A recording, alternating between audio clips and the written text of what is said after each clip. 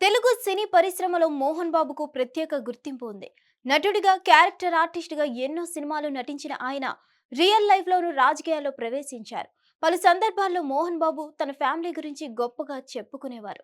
తమ కుటుంబం క్రమశిక్షణకు మారుపేరు అనుకునేవారు. కానీ ఇప్పుడు ఆయన కుమారుడు మంచు మనోజ్‌తో గొడవలు రావడంతో ఆయన దీన్ని తీవ్ర అవమానంగా ఫీల్ అవుతున్నారు. తాజాగా మోహన్ బాబు నివాసం ఉంటున్న వద్దకు మంచు మనోజ్ బౌన్సర్లతో కలిసి వెళ్లారు. ఈ క్రమంలో మోహన్ బాబు నియంత్రణ కోల్పోయి మీడియాపై దాడి చేయడం కలకలం రేపింది. ఈ నేపథ్యంలో అసలు గొడవ ఎందుకు జరుగుతుంది? దేనికోసం మోహన్ బాబు, మంచు మనోజ్ మధ్య వివాదం ఏర్పడుతుంది?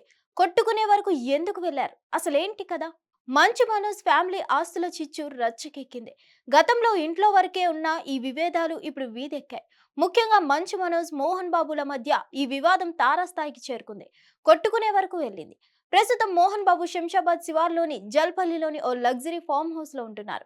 అయితే ఈ వివాదం అంతా ఈ బంగ్లా చుట్టేనని అర్థమవుతుంది. మోహన్ బాబుకు చెందిన ఇది తనకే కావాలని మంచు మనోజ్ పట్టుబడుతున్నాడు.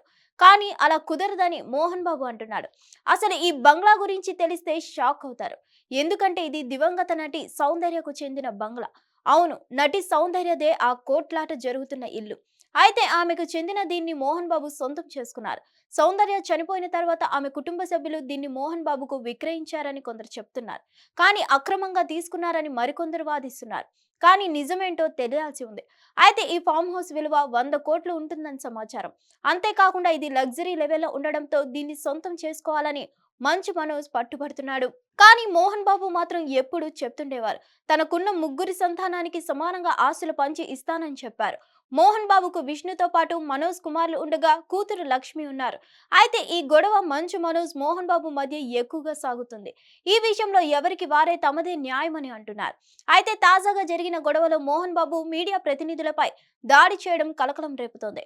విషయంలో మంచు ఫ్యామిలీ మొత్తానికి నోటీసులు ఇచ్చారు పోలీసులు. ఈ వివాదం నడుస్తుండగానే మోహన్ బాబు తాజాగా మనోజ్ను ఉద్దేశించి ఓ ఆడియోను రిలీజ్ చేశారు. కేవలం ఆస్తి కోసం తన పరువు తీస్తున్నావని మనోజ్ పై ఆగ్రహం వ్యక్తం చేశారు. తన వల్ల తల్లి ఆసుపత్రి పాలైందని, ఎవరో చెప్పిన మాటలు విని తండ్రిపై దాడి చేయడం తగదని అన్నారు.